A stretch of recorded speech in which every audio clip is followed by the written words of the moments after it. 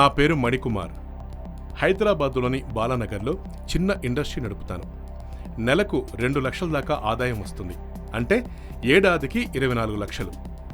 నిజాయితీగా అయితే ఏడాదికి కనీసం 3 లక్షలు ఆదాయ పన్ను కట్టాలి. అయితే నేను జస్ట్ 30,000 మాత్రమే పన్ను కడతాను. ఎందుకంటే వినండి, నేను ఒక మామూలు మధ్యతరగతి ఫ్యామిలీలో పుట్టా. కష్టపడి చదువుకొని కొన్నాళ్లు ఉద్యోగం చేసి పైసా కూడబెట్టి ఇప్పుడు సొంత ఇండస్ట్రీ పెట్టుకునే దశకు చేరుకున్నాను. నా సంపాదన 2 లక్షల్లో 1 లక్ష నా కుటుంబ అవసరాలకు సరిపోతుంది. మిగతా 1 లక్ష భూములు, బంగారం లాంటి వాటిలో ఇన్వెస్ట్ చేస్తాను. నేను ఖర్చు పెట్టే ₹1,00,000 దాదాపు 30,000 పరోక్ష పన్నుల రూపంలో ప్రభుత్వం రాబట్టుకుంటోంది. కిరాణా సరుకుల దగ్గర నుంచి టీవీ, మొబైల్ దాకా ఏది కొన్నా 20-30% పన్ను. ఇక ఫ్రెండ్స్తో మందు పార్టీ చేసుకుంటే 3,000 ఖర్చు.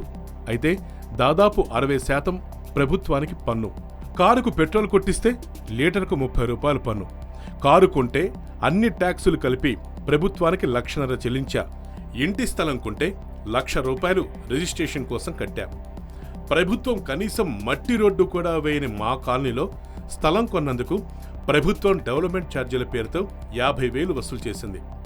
ప్రభుత్వ ఆసుపత్రులు ఎంత అధ్వాన్నంగా ఉన్నాయో చూశాక, కార్పొరేట్ ఆసుపత్రులు ఎంత దోపిడీ చేస్తున్నాయో చూశాక తప్పక హెల్త్ ఇన్సూరెన్స్ పాలసీ తీసుకుంటే సిగ్గు కూడా లేకుండా ప్రభుత్వం దాని మీద కూడా సర్వీస్ ట్యాక్స్ వేసేసింది.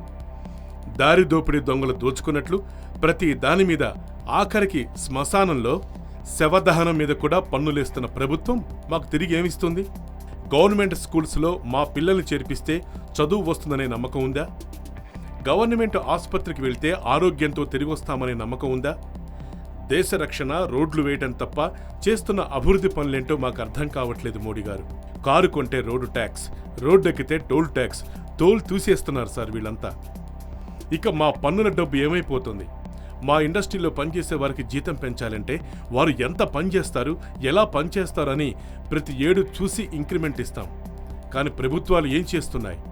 ఉద్యోగి పని చేసినా చేయకపోయినా, అధ్వాన్నంగా చేసినా అందరికీ ఒకే జీతం, ఒకే ఇంక్రిమెంట్.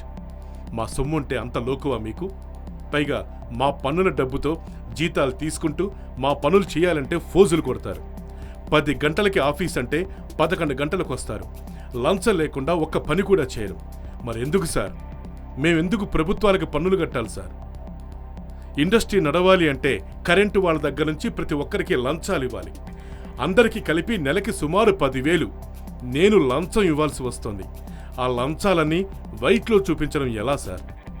అందుకే సార్, ప్రభుత్వాలకు పన్ను కట్టాలంటే మా కడుపు మండిపోద్ది. అలాగని నేను సామాజిక బాధ్యత లేనివాడిని మాత్రం కాదు సార్. మోడీ గారు వినండి, మీరు సైనిక నిధికి విరాళం ఇవ్వమంటే 10,000 ఇచ్చా. మా దగ్గరలో ఉన్న అనాథాశ్రమానికి ఏడాదికి 20,000 ఇస్తా. మా ఊర్లో స్కూల్ బాగు చేస్తామంటే మా నాన్న పేరు మీద ₹1,00,000 డొనేషన్ ఇచ్చా. కానీ ప్రభుత్వానికి పన్ను కట్టాలంటే మాత్రం నాకు ఎప్పటికీ మనసొప్పదు సార్. సరే, ఓకే, ఇదంతా గతం. ఇప్పుడంతా వైట్ మనీలోనే వ్యవహారాలు చేద్దాం అని మీరు డిసైడ్ చేశారు కాబట్టి నా దగ్గర ₹10 లక్షల బ్లాక్ మనీకి 30% అంటే 3 లక్షలు కట్టి మొత్తం వైట్లోకి మార్చుకుంటా. కానీ రేపటి నుంచి నేను నెలకి 10,000 లంచాలు ఇవ్వకుండా పనులు అవుతాయనే గ్యారంటీ మీరిస్తారా? లేదా లంచాల్ని చెక్ రూపంలో తీసుకోమని ఉద్యోగులకు పర్మిషన్ ఇస్తారా? ఇక నాయకుల సంగతి చెప్పక్కర్లేదు కదా. మా గల్లీ లీడర్ దగ్గర నుంచి ఎమ్మెల్యే దాకా అందరి ఎలక్షన్లకి అన్ని పార్టీల వాళ్ళకి విరాళాలు ఇవ్వాలి. లేకపోతే ఇబ్బంది పెట్టేస్తారు. వీళ్ళని కూడా విరాళాల చెక్కుల రూపంలో తీసుకోమని చట్టం తెస్తారా? పార్టీల డబ్బుల లెక్కల్ని రహస్యం లేకుండా ఓపెన్గా చెప్తారా? ఇప్పటికే బోలెడు పన్నులు కడుతున్న మాకు ప్రభుత్వం ఏం సేవలు చేస్తుందో చెప్పండి. నాయకుల జల్సాల కోసం, ఉద్యోగుల జీతాల కోసం అయితే మేం పన్నులు కట్టం సార్. వీలైనంత ఎగ్గొట్టేస్తాం. 10 ఏళ్లకి మళ్లీ దేశంలో బ్లాక్ మనీ పెరిగిపోతుంది. అప్పుడు మళ్లీ నోట్ల మార్పిడి తెస్తారా? ఇందుకు కాదు సార్ మిమ్మల్ని ఎన్నుకుంది. మీ నిర్ణయం వల్ల 2 రోజులుగా చేతిలో డబ్బులు లేక ఇబ్బంది పడుతున్న మా వర్కర్స్ కూడా మీ మీద నమ్మకంతో ఈ ఇబ్బందిని సంతోషంగా భరిస్తున్నారు సార్. ఆ నమ్మకాన్ని నిలబెట్టుకోండి. శాశ్వత పరిష్కారం వైపు అడుగులేయండి. ముందు మేం కడుతున్న పన్నులకి న్యాయం చేయండి సార్. అప్పుడు మేము కూడా న్యాయంగా పన్నులు కడతాం. 2 చేతులు కలిస్తేనే సార్ చప్పట్లు. మా చెయ్యి రెడీ. మీ చేతి కోసం ఎదురు చూస్తుంటాం.